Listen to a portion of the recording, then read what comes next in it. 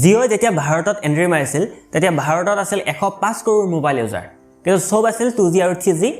টেকনলজিত ফচি আছিল video' play কৰিলে ঘণ্টাৰ পিছত ঘণ্টা ঘূৰিয়ে থাকে তথাপিতো প্লে নহয় এটা গান ডাউনলোড দিবৰ কাৰণে কিমান সময় লাগে ইউজাৰজনে ভাবে গান ডাউনলোড দিও নে নিদিও কিমান বা ডাটা খৰচ হৈ যায় সেইনেকুৱা সময় এটাত জিঅ' এন্ট্ৰি মাৰিছিল ভাৰতত আৰু জিঅ'ই পুৰণি টেকনলজিত নহয় ইনভেষ্ট কৰিলে আপোনাৰ নতুন টেকনলজি 4G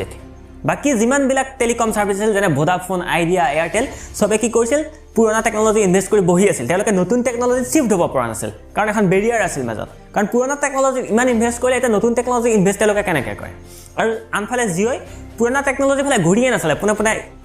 নতুন টেকনলজি শিফট কৰি গ'ল 4G লে আৰু বাকি যিমানবিলাক টেলিকম সাৰ্ভিস আছিল সবৰে ম্যাক্সিমাম ৰেভিনিউ আহিছিল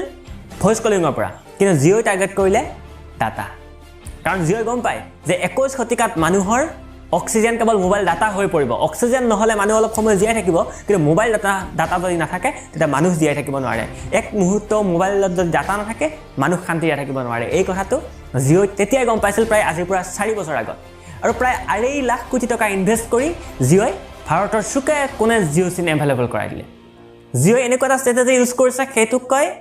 লছ লিডিং ষ্ট্ৰেটেজি অৰ্থাৎ কিবা এটা বস্তুৰ যদি প্ৰকৃত ভ্যালুতকৈ যদি তাতকৈ কম মূল্যত যদি বস্তু এটা বিক্ৰী কৰা হয় সেইটো লছ লিডিং ষ্ট্ৰেটেজি বুলি কয় অৰ্থাৎ 100 টকা দামৰ বস্তু এটা যদি 50 টকাত বিক্ৰী কৰা হয় সেইটো কয় লছ লিডিং ষ্ট্ৰেটেজি কিন্তু জিঅ'ই জানে যে এসময়ত মানুহ 4G মোবাইল এটাৰ অভ্যাস হৈ পৰিব 4G মোবাইল এটা যেটো স্পিড সেই স্পিডত মানুহ সিদ্ধহস্ত হৈ পৰিব আৰু তেতিয়া মানুহৰ হাতত বেলেগ একো অপচন নাথাকে 105 কৰোৰ মোবাইল ইউজাৰৰ যদি 50% মাৰ্কেটটো যদি জিঅ'ই ক্যাপচাৰ কৰি ল'ব পাৰে হেয়াও যথেষ্ট জিঅ' ইউজ কৰিলে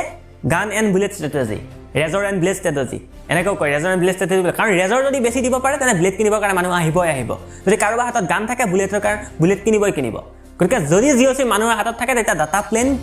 কিনিব জিঅ'ইটোৰ ক্ষেত্ৰত খাটাং কাৰণ মানুহ হৈ পৰিব অভ্যাসৰ মানুহ এনে অভ্যাসৰ আগত ফিৰা 90% মানুহে স্মোক কৰে কেৱল অভ্যাসৰ কাৰণে হয়তো প্ৰথম স্মোক কৰিছিল কিবা এটা ৰিজন থাকে কিন্তু তাৰ পিছত ম্যাক্সিমাম মানুহে স্মোক কৰে কেৱল হেবিটৰ কাৰণে গতিকে জিঅ'ই এটোকে টাৰ্গেট কৰি ললে যে ইণ্ডিয়াৰ মানুহবিলাক এসময়ত 4G স্পিডত অভ্যাস হৈ পৰিব 4G স্পিডৰ আৰু তেতিয়া তেওঁলোকৰ ওচৰত বেলেগ অপচন নাথাকিব গতিকে জিঅ'ই এনেকুৱা এটা ৰিস্ক ললে 2.5 লাখ কোটি টকা ইনভেষ্ট ৰিলায়েন্স জিঅ'ৰ আটাইতকৈ হিষ্টৰীত আটাইতকৈ ডাঙৰ ইনভেষ্ট আৰু আটাইতকৈ ডাঙৰ ৰিস্ক এইটো এই কেছ ষ্টাডিটো মই এইকাৰণে লৈ আছো যে ৰিস্ক হিচাপ কৰি জুখি মাখি লোৱাৰ ৰিস্ক কেতিয়াও বেয়া হ'ব নোৱাৰে লাইফত যদি জুখি মাখি ৰিস্ক লোৱা যায় সেইটো সদায় লাভজনক হয় জিঅ' এটা ডাঙৰ উদাহৰণ 2.5 লাখ কোটি টকা খৰচ কৰাটো এটা সময়ত এটা বহুত ডাঙৰ ৰিস্ক আছিল বহুতে হয়তো ভাবিছিল কি পাগল আমি কাম কৰিছে কিন্তু